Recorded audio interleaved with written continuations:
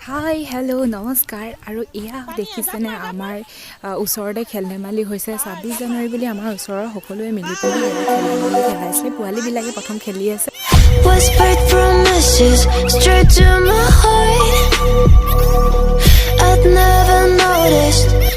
আৰু এতিয়া আমি খেলিব লৈছোঁ স্পুন ৰেচ আৰু আমি খেলাটো ভিডিঅ' কৰিব নহ'ল সেইকাৰণে এয়া বোৱাৰীসকলে খেলাটোকে মই ভিডিঅ' কৰি থৈ দিলোঁ ইয়াতে চামুচত মাৰ্বলটো লৈ পিনি যোনে মাৰ্বলটো নেপেলোৱাকৈ সোনকালে পাইগৈ সিয়ে হ'ব first Want us to be what we used to be this night.